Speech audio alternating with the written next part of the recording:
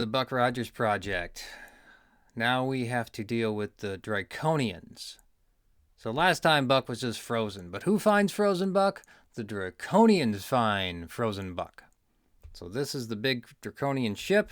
The card certainly doesn't do it any justice at all. You can't even make sense of what we're looking at here. I don't know, but it's a big old, pretty Baroque looking ship. Way overdone by design. So they call it the Fortress. All right. It's an incredible warship in space, because remember, everything is in space. So we have to end every sentence with "in space." So this is where we find it. Now these are kids' cards. So here's where we meet the Draconians for the first time. Okay, so the Draconians. So on the left there is Pamela Hensley. She's the big star from the movie. She was Princess Ardala, who was an established character in the Buck Rogers mythos, right?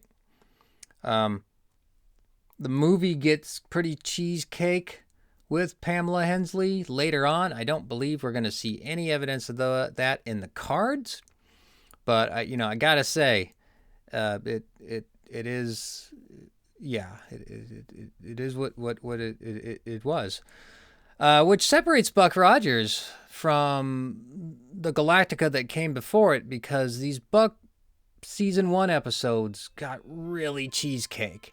And you just got to live with 80s cheesecakery in all its network glory and movie as well. We're not going to quite see that in the cards, but there's Pamela Hensley. Also, after she did Buck Rogers, she was in a show called Matt Houston, which was about it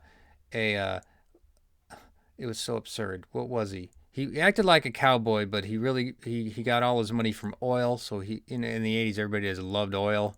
I saw Dynasty and Dallas, and let's make an oil man into a part-time private investigator. So and she was the executive assistant to Matt Houston, and she really worked this southern drawl, and she narrated the Matt Houston episodes.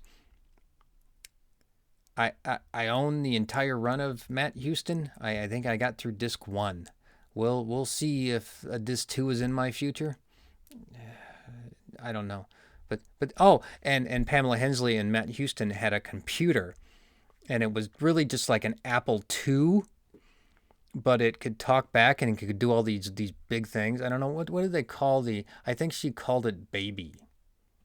I might be wrong about that, but yeah, that was the big deal. Now I'm just talking about Matt Houston and the Apple II, whatever, E, F, or G. It came out of a desk, and it just and it would just, oh look, we've got a big computer, and we could, and it was connected to like a big screen in the lounge office he had, because he lived in a penthouse floor. So Matt Houston would fly in with his helicopter, right? And then go into this big old lavish 80s office, and then Pamela Hensley would be waiting for him, and they would discuss whatever case they have going on. Who knew? All right, so we're back to the Draconians again. So we see Ardala and Kane, and it is the man called Kane. For the movie version, he would have a different actor play Kane in the series. Michael and Sarah, who also played Kang in Day of the Dove, would play Kane in series 1. So here's where we first see the man called Kane. Oh, we didn't do the back of the Pamela Hensley card. He claims to belong to a United States, and then so it's a scene. We know it's 500 years, so these are the bad guys, but they get Buck first, and so like, what do we do with this? We don't trust. This can't be real. Blah blah. And here's the back of the Man Called Kane card. Say that a few times. Here's the thing about this is what they do. So they're like, well, we have this opportunity. We think he's a spy. He's doing this whole I'm from the 20th century thing. He's this loony and kooky, and we don't understand him. Let's see if we can use him to get through Earth's the defense barrier of Earth. because we really want to get through that, and then we'll know. Oh, but first he was delirious. I forgot. Here's the whole. Did I get the cards wrong? I did. Sorry about that. I was not paying attention. I dropped the ball.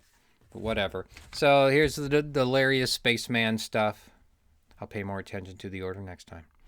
So here we go.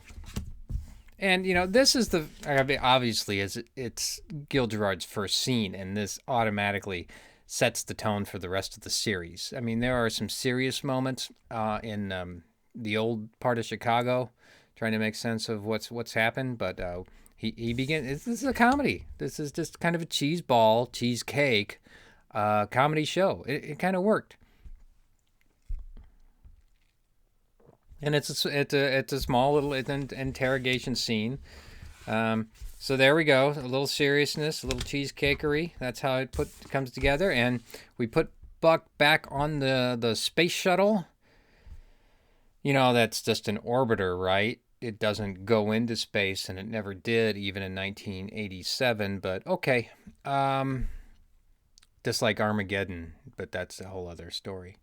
All right, and we got to get him to Earth. And so the next part of the Buck Rogers project are devoted to the cards that get us to Earth, and we will see New Chicago for the very first time.